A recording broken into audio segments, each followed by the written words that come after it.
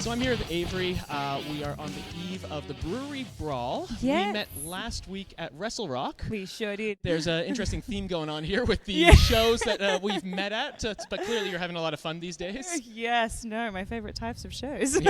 Yeah, obviously last week you were wrestling. This week you've got a big match against Session Moth. Next week you got another show. Your calendar is completely packed right now before you go to the UK. No, my May month was always been absolutely chockers, and this month it's just, opportunities are incredible. But you're enjoying yourself? Oh, 100%. One of the reasons I wanted to do this with you is that I came to Australia in 2017, and I really didn't know anyone. I came here for my wife. We met in Canada, came over so I could be with her.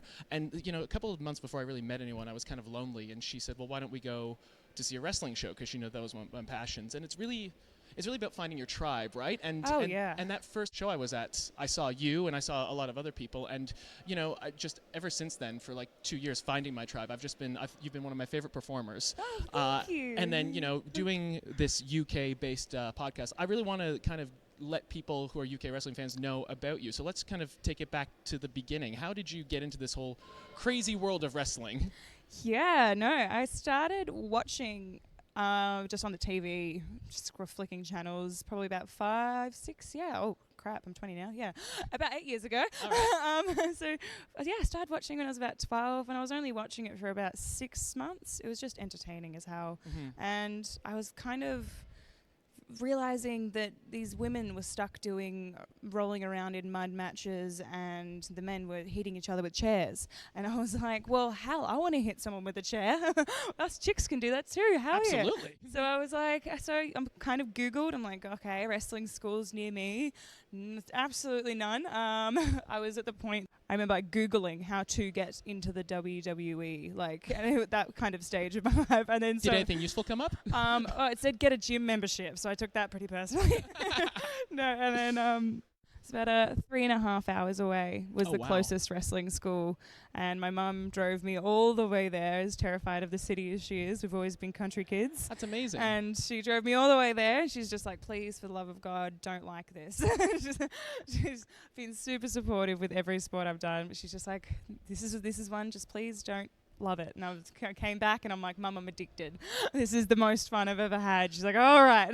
And you said that was 5-6 years ago. So you were only 14? I was 14 when I started. That's crazy to me. That's amazing. Yeah. And was it like other 14-year-olds, or were you rolling around there with like full-grown men and women? No, I started pretty dodgily. I was only allowed to wrestle females. I wasn't in a very inviting company at that point. Right. So it took me about 2-3 years of realizing that I can branch out, and it's okay to wrestle the males, and it's okay to wrestle, and we're all completely equals. So it took me a bit to actually really get into the swing of training and really get into the swing of like actually wrestling. Yeah. So I was pretty much just rolling around being an idiot for the first 2-3 years, managing and stuff, but it really got me used to, the limelight, so I was happy with it. So when was your first proper match? My first proper match, like I say, was about 3 years ago against Vixen, so the hardcore bitch. So it was super, super intimidating. There was someone who pulled out 2 weeks before a show, and she pitched my name. She's like, Avary, do you think you're ready? And I'm like, absolutely not. Let's give this a shot. And I had it, and it was, the most fun I've ever had. Do you have a lot of vivid memories about that? I remember I walked out of the little curtains, and I did the biggest baby face, come on, let's go, let's hear it. And just everyone's like, who are you? So I was doing the biggest baby face type. And then, because obviously talking to Vixen backstage and then getting in the ring with her, it was just, I was terrified, because I looked at her and there was just a flick that switched in her. And I was like, I am not talking to this other person anymore. You're about to kill me. It's amazing. Well, that's part of it, right? Just it is. It's so brilliant. I mean, I can understand now what it is that makes you kind of just flick into this other character in the ring. I can understand it now, but back then it was terrifying. And it's funny because I ask how it was, and just like taking those bumps and stuff, because a big part, or a big aspect of your career, honestly, is just like you've really never said no to any kind of match. Like, I've seen footage of you, and I've seen those matches where you've gone through tables, you've gone through barbed wire, you've taken some pretty impressive bumps from women and men, twice, 3 times your size. Is that just something that's you've always been attracted to test your mettle, or is it just taking any opportunity that's been given to you? Kind of both. I've always been so much more drawn to the brawly, hard-hitting side rather than... obviously, I have such a big appreciation for that whole technical side of wrestling. Of course. Because it requires so much of a different type of talent that I don't have. But one thing I can do is bump, and one thing I love to do is bump. So honestly, I love just having the idea in my head of something really largely stupid that I'm going to be doing that match, and then you kind of get to that point in the match and you're like, well, got to do it now. No backing out now. But that's part of the art, you know what I mean? Yeah. Like something in your head, and then you just kind of take it and put it on that literal canvas and just execute it. Pretty much, yeah. The whole addicting side of it's the adrenaline. So and I can imagine sometimes, you know, when you're looking down and going, oh shit, this is going to be a bad idea. Yeah, you're like standing on a second-story balcony and you're like, all right, guess I better jump. That's what makes you so captivating. It's great. So what was the scene? I mean, 3 years ago, it's not that long ago, but at the same time, in wrestling years, it's actually pretty huge. What was the scene in Australia like back then? Don't get me wrong, it's changed a little bit. I can't say as vividly as... sorry, like name drop, like the WWE and things like that hasn't changed as drastically vividly as that. Obviously, women themselves are getting so many more opportunities. Yeah. It's not just a mandatory women's match on a card anymore. Absolutely. It's kind of like, we're going to book you guys based on talent. So sometimes you can have like up to 2 or 3 females matches per card. There's a lot more wrestling. The scene has gotten so much larger.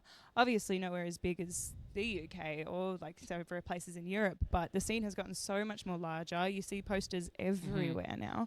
And yeah, I was in my little small town of a population of a couple of hundred people and mostly old folks' homes, and I saw a wrestling poster there the other day, and I'm like, this is incredible. The reach, there you go. I'm not even on this show, but this is incredible. Well, it's pretty amazing, because it really is. Even the 2 years that I've been here in Australia, there really has been, like you said, that kind of women's wrestling boom with those multiple matches on the cards, and also an Australian wrestling boom. You know, a WWE name dropping, going to the MCG. The size of the MCW shows now. You know, it was in this Essendon small little Ukrainian hall, and now all of the shows, and they're selling out at a much bigger theater. And right now, just behind us, we've got this ring coming out in a full-on brewery, and we're going to expect hundreds of people. With a women's main event. With a women's main event. It's pretty amazing. I mean, how does that feel, you being in the main event now from 3 years ago? I can't actually physically or mentally put into words how incredible and how just stupidly crazy and whirlwind it has been. I could not for the life of me dream that I would be in the position, standing this position last year. The opportunities that have been just laid out are so mind-blowing that I think I'm literally taking it stride by stride, day by day, otherwise I might implode. Now, one of the big things about you and your mantra is never settle for vanilla. I see it all the time. Social media thing. Now, can you tell me what that means to you and how you came up with that? I personally didn't actually come up with it. Oh, really? Okay. It is a pretty outlandish story, but I was talking with one of my friends, Jake the player Lindo, and he was just telling me all these crazy stories, things he was getting up to on the weekends and everything, and all the blokes are kind of standing around and they're like, oh, you know, how do you do it, buddy? What do you do? How do you do it? What are you doing? And he's just like, he looked at us. He's like, you just never got to settle for vanilla, baby. And it was the funniest thing. And I looked at him. I'm putting that on a T-shirt. That is incredible. It's hilarious. And then so we started hashtagging all our photos with it, because it's pretty much you just can't settle for average. Don't settle for plain. Be an idiot. Be an outlandish idiot. Take those extra few steps. Don't settle down. So it was pretty much then from there, and then it caught on, and I was like, oh wait, this is actually a thing now.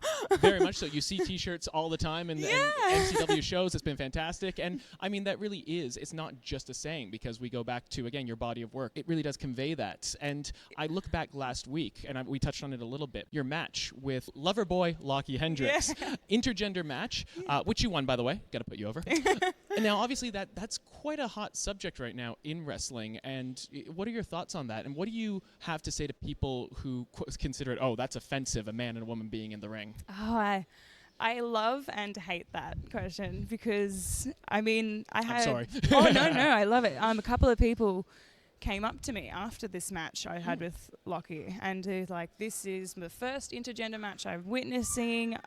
Was incredible. I never thought that a stipulation could be portrayed like this." And I mean, as much as I would love to get to the stage in wrestling where we don't sit there and look at it as a man and a woman fighting, it does just shine that little light on it, and it's just. It should empower you. It's honestly, it should be you're feeling great. I mean, you're standing in the ring beating the crap out of each other. It's such an empowering feeling. 100%. So UK happening in a few weeks. Yeah. How did that all come about?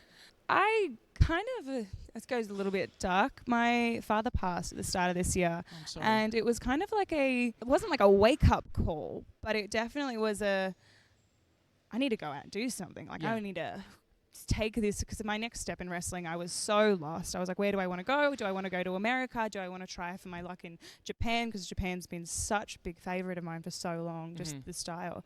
And I'm like, then do I want to, then like the UK scene is booming, and these 85% of my favorite wrestlers of all time that I follow religiously, they're all from the UK. They're all in the UK.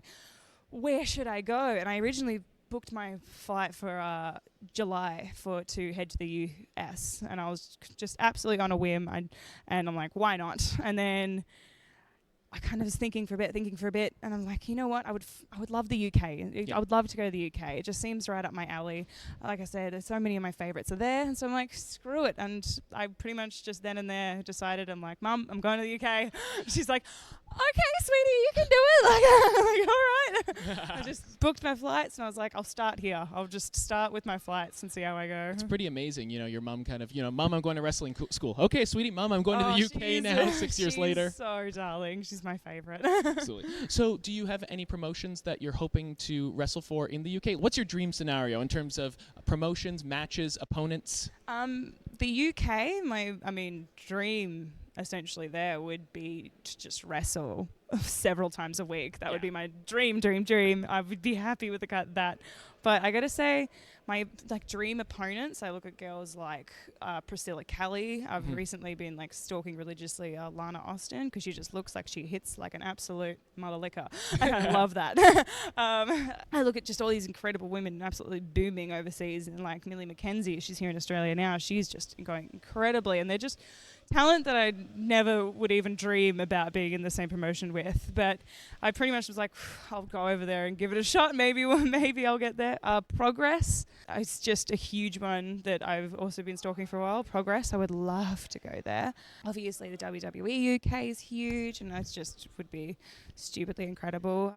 And speaking of amazing women and amazing opponents, obviously you've got Session Moth Martina tonight. Yeah. No, I was going to say I didn't mention her because I get to have a match with her tonight, which in the main event gonna be a lot of beer. It's gonna get very messy, and I think I'm going to be crying of joy in the next 4 hours. I can absolutely imagine. So I know that you have to go and you have to get ready for that and get your game face on. So I guess last question: if you were to say something to fans in the UK who are going to see you wrestle in a couple of short months, what do you have to say? What is Avary all about? What's your message to the UK? Please don't hate me. I don't think that's possible. Come up, say hello. I don't really know anyone in the UK. So come up, say hello, talk to me, get involved. I want to meet everyone. I want to be sucked into this business so hard. I want to just don't deck me from behind. Just Well, Avary, we are going to miss you a lot here in Australia. The UK is very, very lucky to have you. Thank you so much for taking the time for this. A second time for me, and good luck tonight. Thank you so much for that one. Oh, beautiful.